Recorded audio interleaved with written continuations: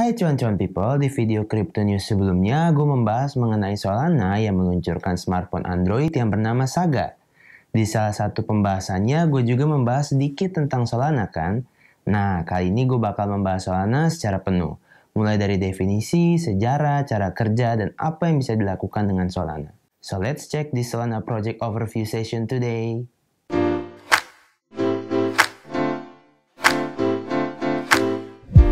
Seperti yang kita tahu, Decentralized Application atau yang biasa disebut DApps merupakan salah satu industri dengan perkembangan paling tinggi dalam cryptocurrency. Ada sekitar 3.799 DApps yang tersebar di berbagai blockchain. Dari angka tersebut, DApps paling banyak berada dalam jaringan Ethereum. Tapi biaya transaksi Ethereum ini dinilai cukup mahal. Mahalnya biaya transaksi inilah yang menjadi masalah bagi banyak pengguna pengembang aplikasi. Jadi mereka mulai mencari blockchain alternatif selain Ethereum. Salah satu yang bisa dibilang rival Ethereum adalah Solana. Lalu apa itu Solana? Kok bisa memberikan solusi masalah pada DApps? Solana adalah sebuah blockchain dengan kapabilitas smart contract yang mendukung pembuatan ekosistem finansial terdesentralisasi dan berbagai aplikasi kripto. Solana ini mirip dengan Ethereum, bahkan sering dibilang sebagai rivalnya loh. Tapi berbeda dengan blockchain lainnya, Solana menggunakan algoritma verifikasi yang menggabungkan sistem Proof of History atau POH dengan Proof of Stake atau POS. Dengan algoritma tersebut menjadikan Solana sebagai salah satu blockchain paling cepat. Bahkan bisa melakukan maksimal 50.000 transaksi per detiknya. Solana juga berfokus untuk mengembangkan platform blockchain dengan stabilitas yang tinggi, aman, dan terdesentralisasi. Sehingga bisa menghasilkan blockchain yang dapat memproses transaksi dengan cepat, biaya murah, serta ekosistem yang mendukung pengembang ratusan aplikasi kripto baru. Bahkan menurut data dari CoinMarketCap, Solana mendapatkan tempat sebagai aset kripto kelima terbesar di dunia loh. Sebelum jauh membahas tentang Solana, gue ingin menarik kembali saat Solana pertama kali dibuat. Solana dikembangkan oleh Anatoly Yakovenko dan Gert Fitzgerald. Mereka berdua sebelumnya bekerja di Qualcomm, sebuah perusahaan teknologi yang berbasis di California, Amerika Serikat. Anatoly memulai proyek Solana pada tahun 2017 dan berhasil mendapatkan $25 juta melalui ICO. Lalu, white paper resmi Solana dirilis pada Februari 2018. Diikuti oleh beberapa fase testing hingga akhirnya Solana resmi diluncurkan pada Maret 2020. Solana sendiri memiliki struktur terbagi menjadi dua perusahaan, yaitu Solana Labs dan Solana Foundation. Solana Labs adalah organisasi yang Anatoly dan timnya buat untuk mengembangkan semua sisi teknologi Solana, termasuk sistem POH. Sedangkan Solana Foundation adalah organisasi yang berurusan dengan penggalangan dana, pembangunan kerjasama eksternal, dan pengembangan komunitas Solana. Oh ya, Solana ini memiliki tokennya sendiri yang bernama Sol Token. Ini berguna untuk membayar seluruh transaksi yang terjadi. Solana ini merupakan blockchain generasi ketiga yang menggunakan algoritma konsensus hibrida atau hybrid consensus. Algoritma konsensus hibrida ini menggabungkan sistem verifikasi VOH dan POS. Sehingga algoritma ini berperan sebagai dua lapisan berbeda yang bekerja secara komplementer. Sistem verifikasi POS menjadi fondasi yang memungkinkan Solana menjadi lebih terdesentralisasi, lebih ramah lingkungan, dan bisa memproses jumlah transaksi lebih banyak daripada Bitcoin dan Ethereum. Jumlah transaksi pada Solana bisa mencapai 50.000 transaksi per detik dengan biaya transaksi yang murah loh. Inilah hasil dari kombinasi antara POH dan POS yang tadi gue sebutkan. Unggulnya lagi, dengan kecepatan dan biaya yang terbilang murah ini bisa memberikan insentif bagi pengembang aplikasi dan pengguna untuk memilih Solana dibandingkan jaringan blockchain lain.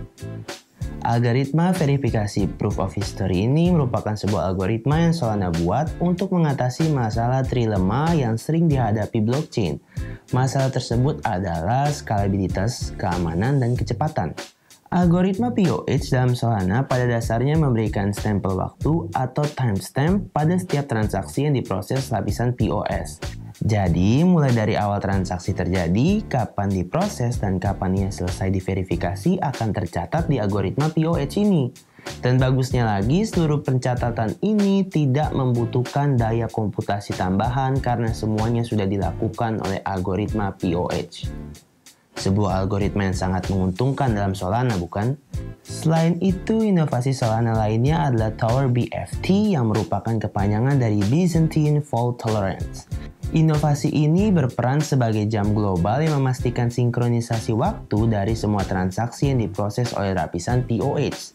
Setelah itu, sistem turbin Solana mengirimkan data kepada blockchain dalam potongan-potongan ukuran kecil yang bisa mengurangi beban bagi sistem.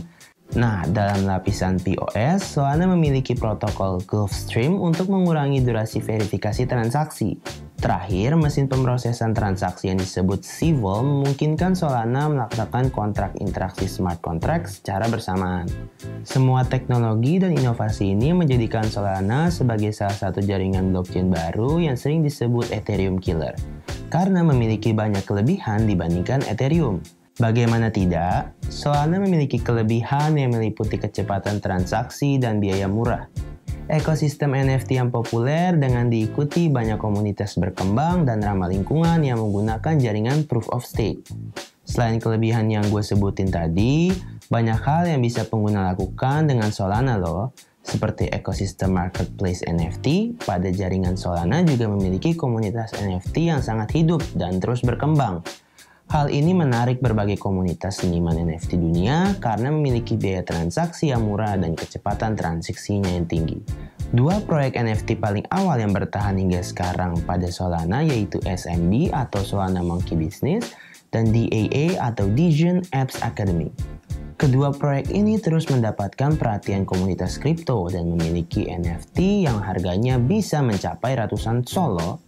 DAA memiliki strategi yang unik untuk penjualan NFT-nya. Dia hanya akan membuat 10.000 NFT yang terbatas.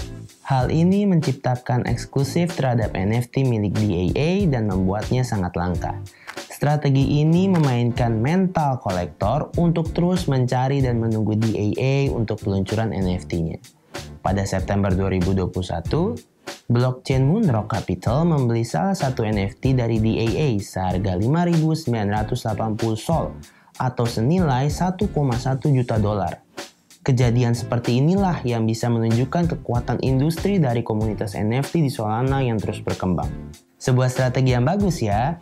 Bisa nih buat lo creator NFT mencontoh strategi yang digunakan Solana agar NFT lo terjual dengan harga tinggi.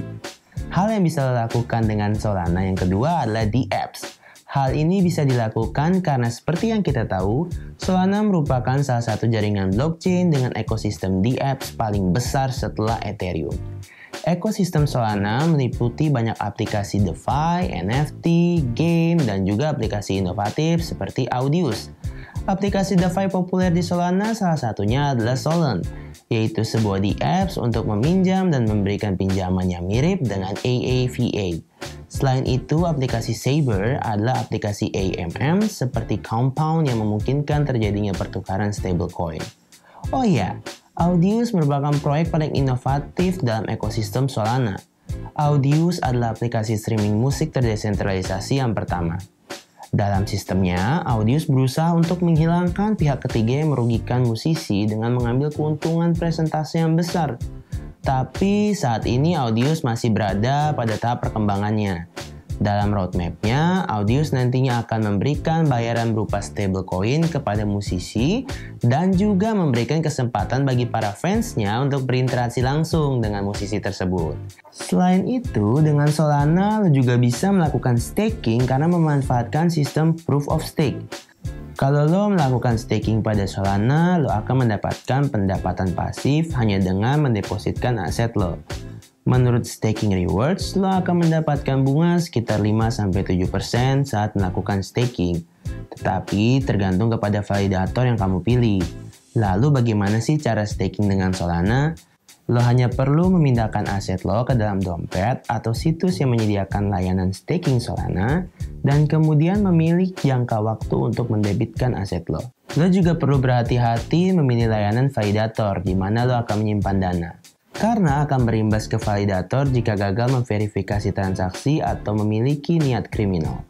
Kalau kejadian ini terjadi, aset lo akan dipotong bahkan bisa hilang sepenuhnya lo.